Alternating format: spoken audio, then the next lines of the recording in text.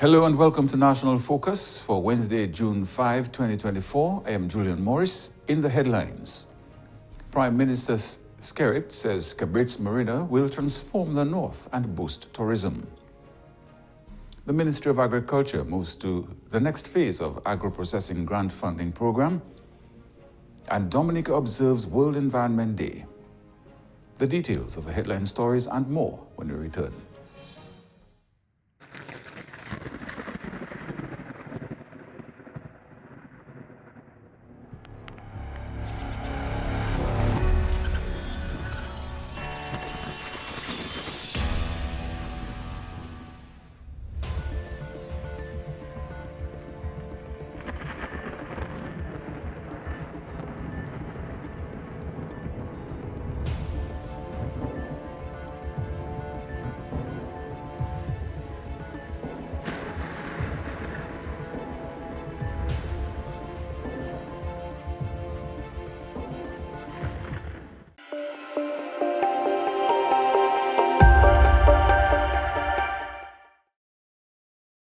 Welcome back.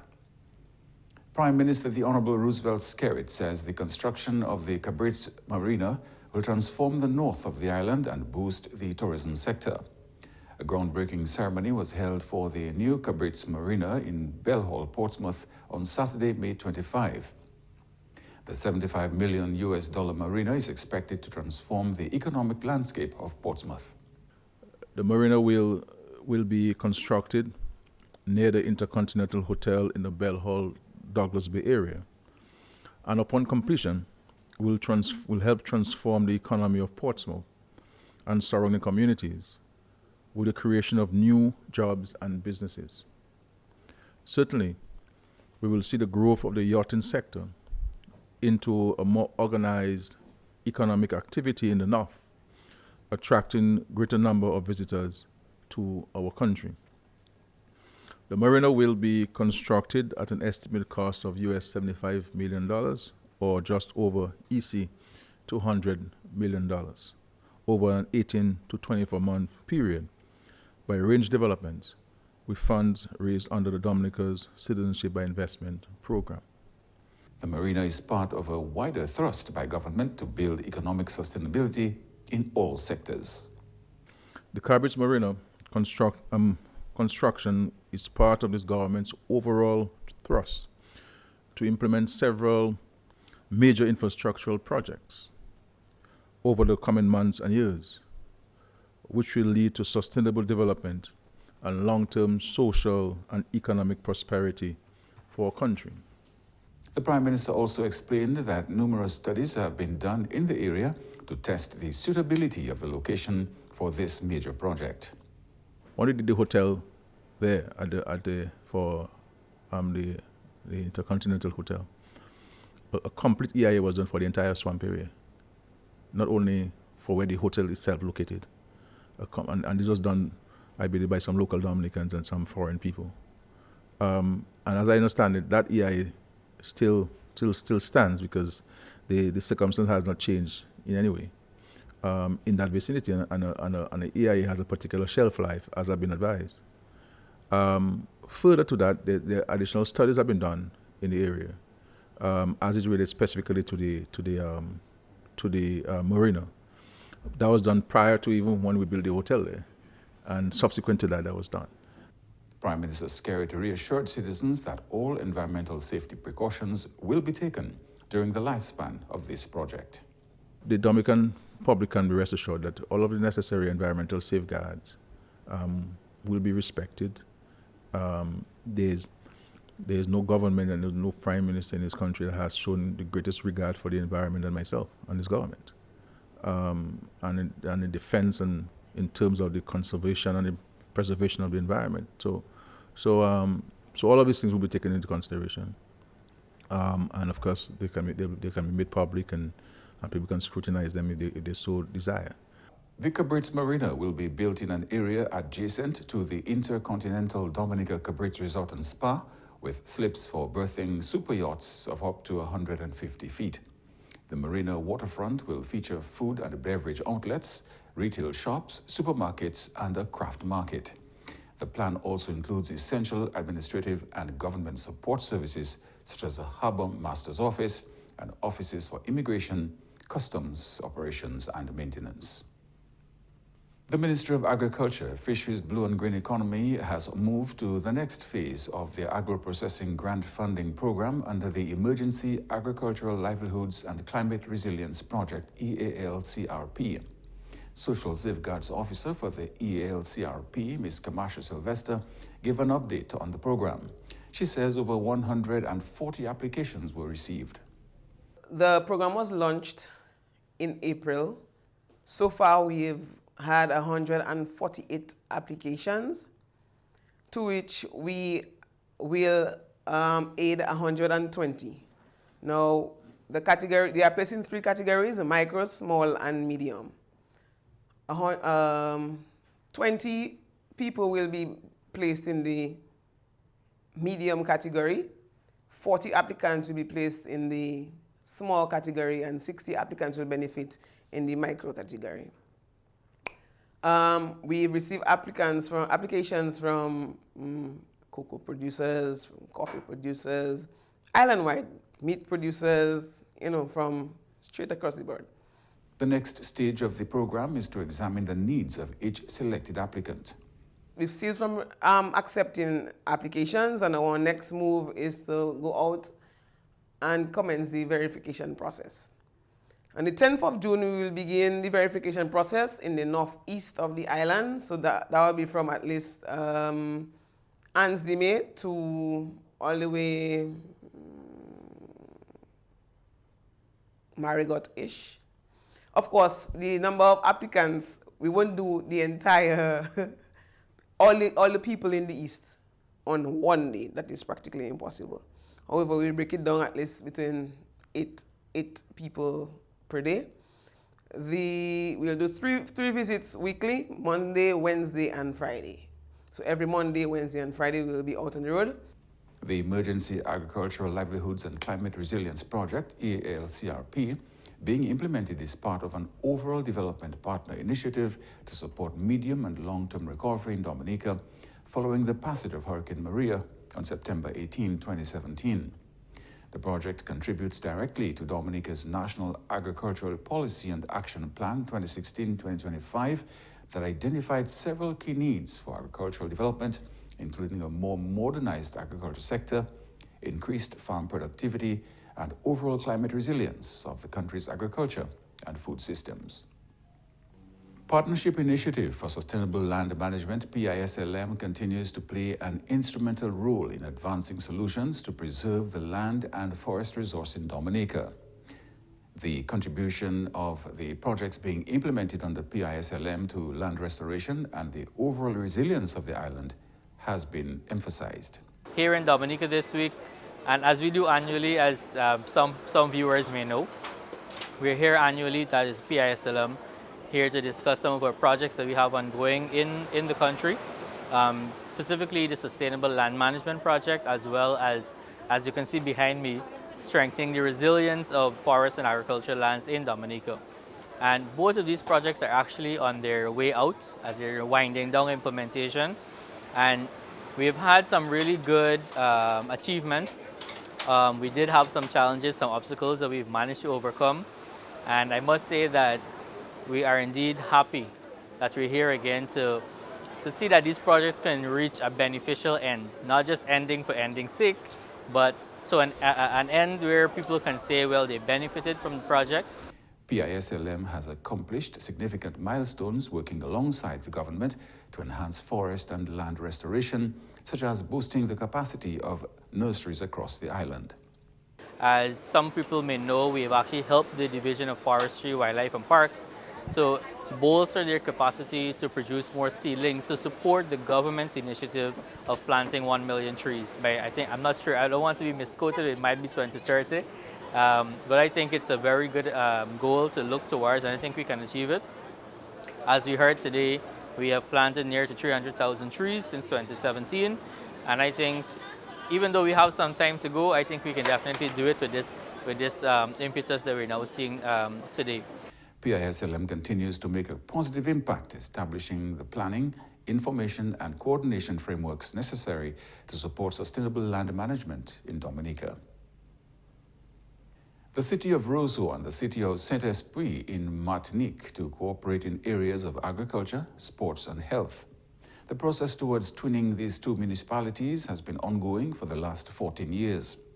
The engagement was initiated during the time that Cecil Joseph was mayor of Roseau. In keeping with the twinning efforts, Mayor of Roseau, Her Worship Ermine Royer, on Wednesday welcomed a 15-member delegation from Martinique. That's the group. The city council met with some French people in Martinique where we're trying to do the twinning. There was a twinning going on already with Martinique and the city council with the past mayor Cecil Joseph, and we are just trying to revive the twinning with the city and Martinique. So this is some of the group, and this is our delegate, our person who helped us to get through with the mayors, which we met 3 mayors in Martinique. So he is the one who helped us to get through with the people. So he will explain more about our relationship and what we're trying to do. The mayor gave details on how the health agreement with Martinique is expected to work.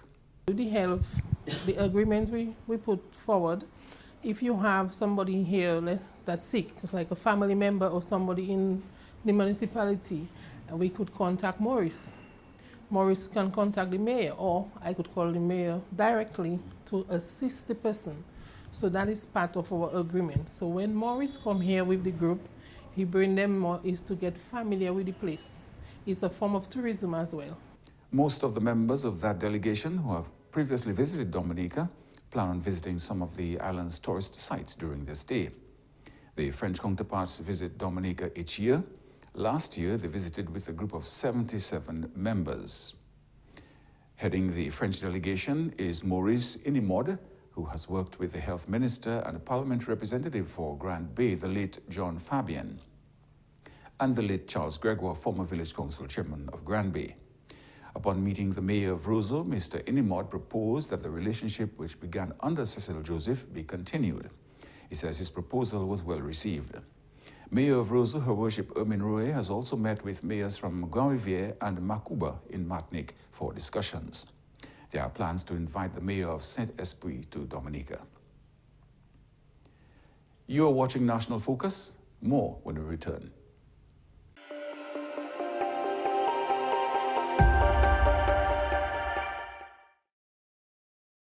Welcome back. The Ministry of Environment, Rural Modernization, Kalinago Upliftment and Constituency Empowerment, in partnership with the West Coast Schools and West Coast Cooperative Credit Union, observed World Environment Day today. The Kulibistri Coastal Reforestation Tree Planting Enhancement honored the theme of World Environment Day, which focused on land restoration, desertification, and drought resilience.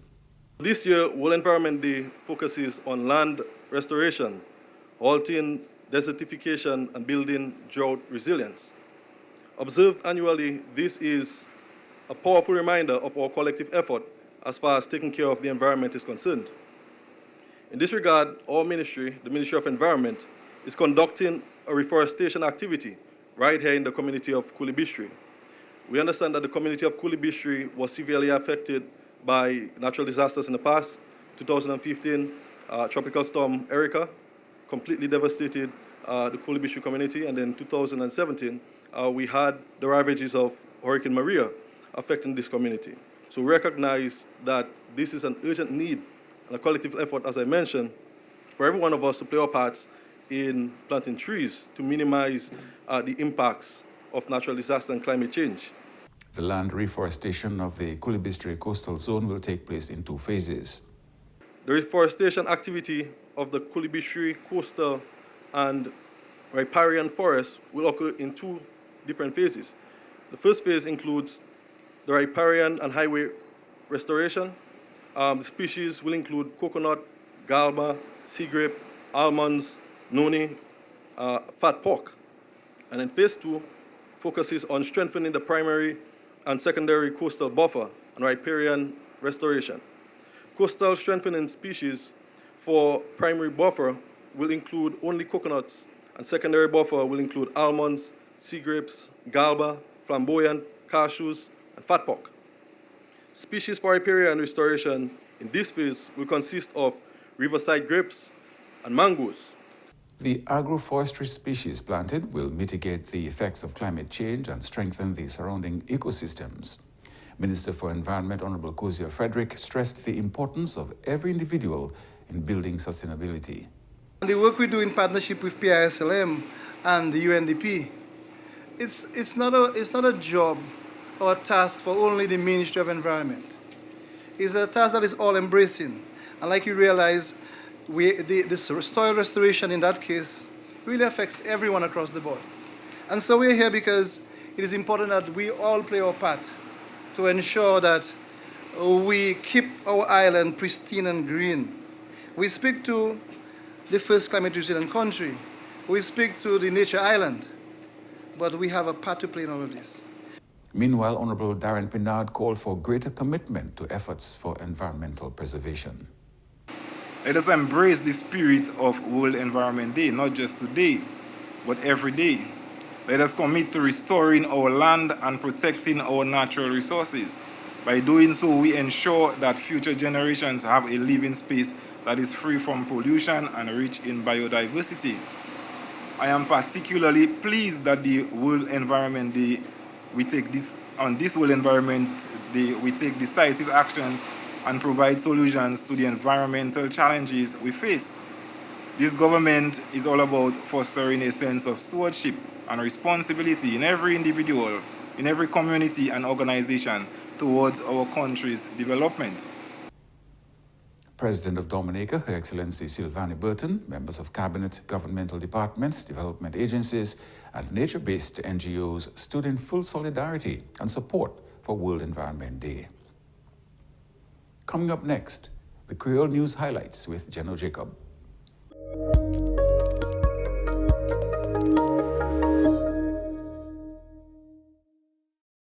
Bienvenue à ce nouvel en créole, nom monsieur Julian Jacob.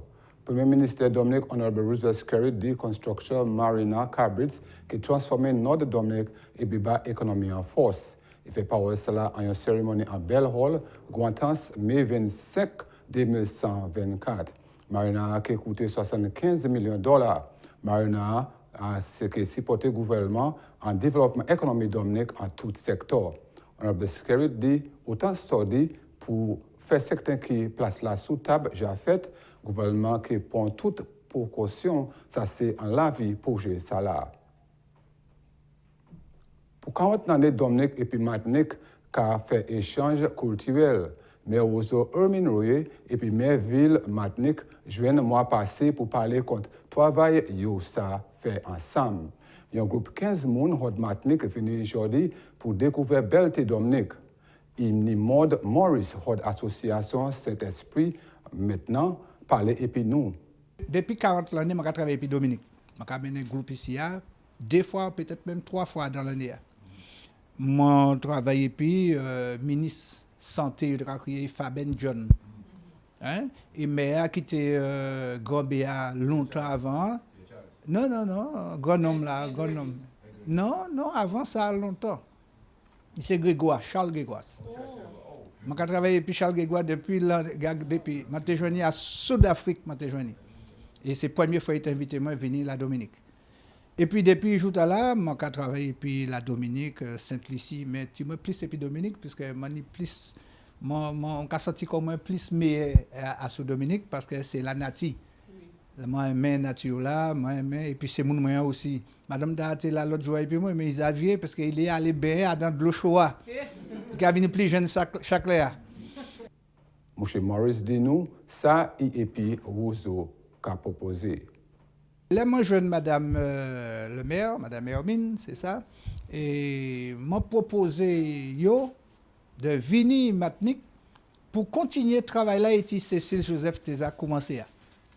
Et puisque ça qui a fait là, depuis en mai changé, l'autre maire n'a pas qu'à continuer le travail là. Et là, ça n'est pas bon pour des pays, puisque obligé de virer à zéro à chaque là.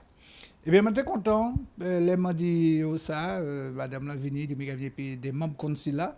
Eh bien, je mettais comme un service de façon à ce que vous joignent les personnalités qui étaient nées à joindre, nous aller en commune qui est assez loin aussi, qui est Grand-Rivière. Et Grand-Rivière qui travaille en Chaille et puis la Dominique, la Dominicaine qui habite aussi.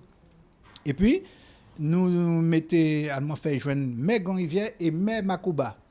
Donc, ils ont fait une belle séance de travail là. Et mes Macouba, même mes Grand-Rivière, tu as rappelé mes Dominique, qu'ils ont commencé un travail depuis longtemps. Et le travail là, ils ont pour continuer. Dominique ni autant de monde qui plein talent. Before de Martin, Horde Foncolé, qui travaille et puis conseil ville ozo pour plus de 10 années. Il n'a pas servi coup là pour sécler. Il a fait des outils lui-même, nous parler et puis. Oui, c'est spécial outils. Ça, c'est moi qui fais pour moi garder quoi et puis moi venir mettre ça à l'idée pour faire ces bagages ça ou faire ça. Ou pour gagner et puis décider pour faire oui. Cassam pas de poule là. Oui, pas de poule là. Oui. Ça c'est pour un wash là pour tirer zeb wash là. Et toute fat qui ni ça what dai pour washer zeb là. Il ka aller à la fordware washer zeb là et puis mener monter et puis tout gwenli. Il dit nous non ces outils-là. Moi, j'ai créé fall foot grass hooker. Fall foot grass hooker. People. Oui, people, zeb, washer, aller, washer, oui. Oui. Et comment ces outils ça, oui? Combien vous avez? Oui, moi j'ai fait un pile, oui.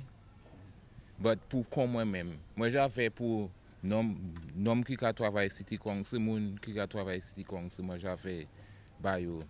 Ça c'est tout à ce nouvel en créole. Non, monsieur General Jacob, au revoir. And that's all for this edition of National Focus. Be sure to follow GIS Dominica on Facebook, YouTube, and on Twitter.